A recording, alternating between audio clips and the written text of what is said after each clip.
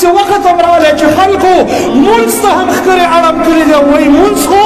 دومره معمولي خبره ده دا خو دومره خبره نه ده او دومره ظالمانه قول کوي چې د الله رسول وایي یو درې مونځونه قصدا او اختیارا قضا ظالمان اسلام د رحم برحم کول غواړي ستنې چې د آبادۍ نه وغورځېدلې بیا نور څه پاتې نه دي سلونو آیاتونه د مونځ په باره کې راغلي دي مونځ خو د دین اسلام ستن ده غرمن او عزتمندو ورونو چې امام شافعي رحمه الله فرمایي وایي په دې وایي والسنة شرح القرآن سنت بل شی نه ده د سنت دشمنانو د سنت دشمن دا د قرآن دشمن دی حقیقت کې د قرآن سره دشمني پټه ساتلې ده او د سنتو دشمني ښکاره کړې ځکه د سنتو بل کار نه دی چې ولې د احادیثو د قرآن خدمت کړی دی قرآن به همداسې پاتې وی په هغې باندې به عملا نه کېدلی د دین اسلام قدرمن او عزتمند ورونو همدا موضوع چې احادیث د رسول الله صلی الله علیه وسلم د قرآن کریم سره ټکراو راځي په دې امام ابن قیم رحمه الله اعلام الموقعین کې مستقل باب قائم کړی دی او فرمایلی دی چې السنة لا تتعارض القرآن احادیث د رسول الله صلی الله علیه وسلم چرې د قرآن خلاف نه راځي بلکې احادیث د قرآن سره یو څو قسمه دي یاد آده چې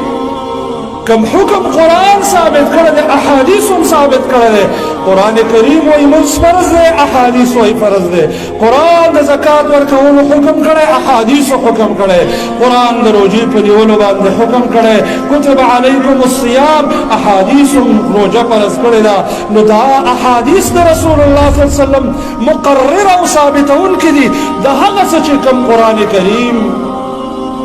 کم حکم بیان کړی دی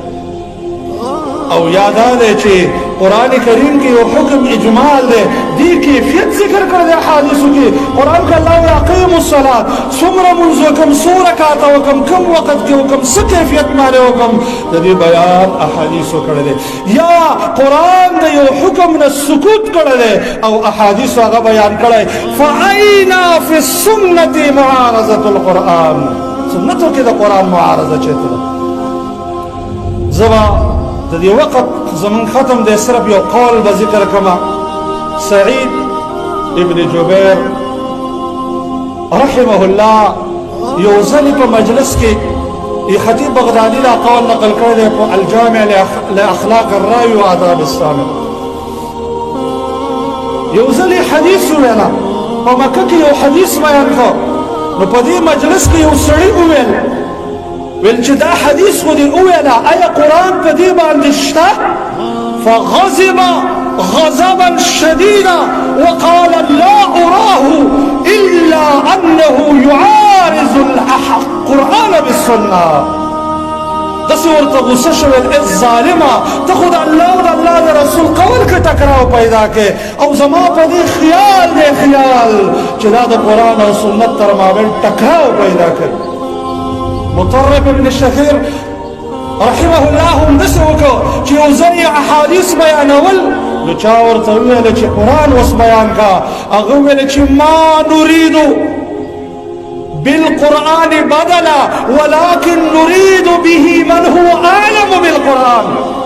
زمن مقصد دا نه دی چې د قرآن په مقابل کې بل شی اخلو دا د هغه چا اقوال دي چې په قرآن ښه پوهېده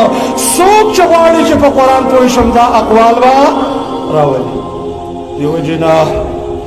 عبدالله بن مسعود رضی الله تعالی عنه فرمایي وایي د سنتو ډېر اهتمام وکړئ ځکه اول د دنیا نه سنت پورته کېږي او آخرنی مونځ پورته کېږي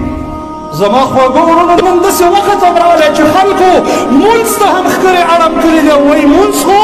دومره معمولي خبره ده دا خو دومره خبره نه ده او دومره ظالمانه قول کوي چې د الله رسول وایي یو درې مونځونه قصدا او اختیارا قضا کړل او هیڅ مشکل نه و دې ظالم ته دومره پته نشته د غزوه احزاب موقع کې د الله څه وایي هغه څومره سخترینه موقع وه الله فرمایي وبلغت القلوب الحناجر وتظنون بالله الظنون هلته خو زړونه مرۍ ته را رسېدلي وو جنګ حالت لمونځ کېدلی نه شو نبي صلی الله علیه وسلم به قضا کړل به یې ادا کړل او سخت خیرې یې مشرکانو ته وکړې نبي الرحمه سخت خیرې وکړې دې مشرکانو ته او یې فرمایل ملأ الله قبورهم وبيوتهم نارا كما شغلونا عن الصلاة الوسطى وسونو آیاتونو د مونځ مبارک راغلي دي مونځ خو د دین اسلام ستن ده ای زما قدرمن ورونو دا ظالمان اسلام د رحم برحم کول غواړي ستنې چې د آبادۍ نه وغورځېدلې بیا نور څه پاتې نه دي یو خباثت یې راښکاره کېږي او یو خباثت هغه د سنت په خلاف باندې بیانوي وإذا خلوا غضوا عليكم الأنامل من الغيظ الله رب العالمين چې څنګه د کفارو مبارک فرمای قد بدت البغضاء من أفواههم وما تخفي صدورهم أكبر پټ رازونه خبر نشي سوچو د تمثيل او د مستشرقینو آلای شکار جوړ شوی دي د اسلام په خلاف باندې رب العالمین د اسلام د پاره داسې نوجوانان پیدا کړي دي خاص کر اهل الحدیث مبارکی چې ملائکه د وحی حفاظت په اسمان کې کوي الملائکه حراس الوحی فی السماء واهل الحديث